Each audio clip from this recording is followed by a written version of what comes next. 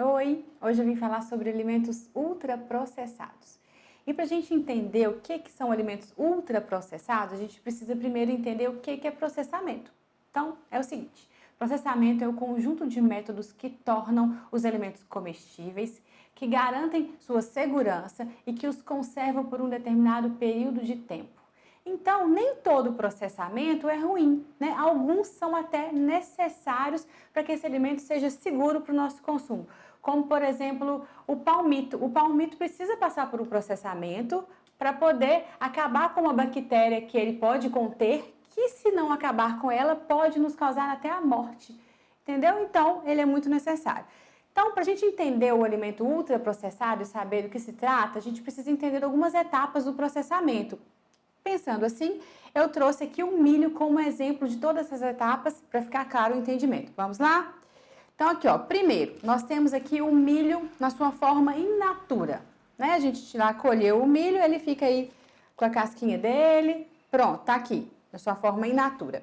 Agora, o próximo passo seria o minimamente processado. Para a gente poder levar esse milho para ser cozido, por exemplo, e a gente poder consumi-lo, é necessário tirar a capinha, tirar o cabelinho do milho, certo? Não dá para comer ele daquela forma in natura. Então, esta seria a proposta minimamente processada. Daí, vem o processamento, uma outra etapa, né? Que a indústria entra para que esse milho tenha uma vida longa, né? Para que ele vá para a lata, por exemplo, que é o caso desse exemplo aqui, tenha mais sabor, uma vida maior, dure mais tempo e seja seguro para o nosso consumo. Então, e por fim, a gente chega no alimento ultraprocessado, que é aí os salgadinhos, por exemplo, de pacote, que todo mundo conhece, né? Se alguém está achando que consumindo isso aqui está consumindo milho, está muito enganado, porque todos esses processos que o milho in natura passou, fez com que ele perdesse a maioria mesmo dos seus nutrientes. Então, aqui sobrou o quê?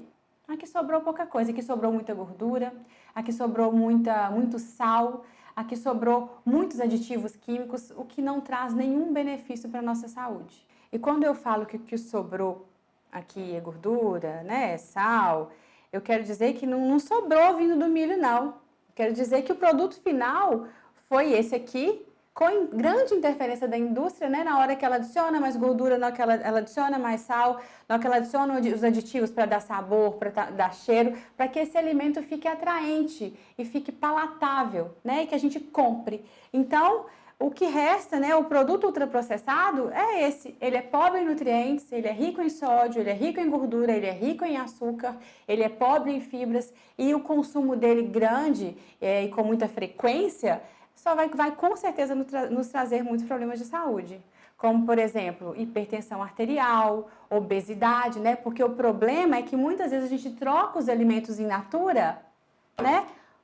Pelos processados, porque eles são mais o quê? Mais práticos, que é o objetivo do ultraprocessamento. E aí que vem os danos, né? A obesidade, o diabetes, a constipação intestinal, porque são alimentos pobres em fibras. Então, a ideia seria o quê? Qual que é a dica?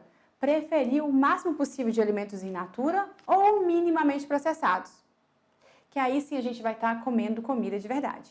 Outros exemplos de alimentos ultraprocessados, por exemplo, os embutidos, as barras de cereal, os refrigerantes, os salgadinhos prontos, como eu já falei, os sucos em pó, macarrão instantâneo, comida congelada como lasanha, pizza, sanduíche, todos são o quê? Atraentes, têm uma vida longa de prateleira, não é assim? Palatáveis, não é?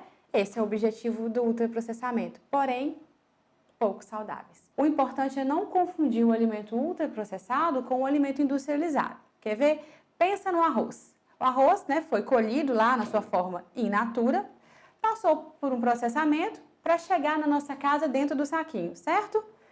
Ele sofreu ação da indústria para chegar no consumo final, no consumidor final que somos nós. Mas ele não é ultraprocessado.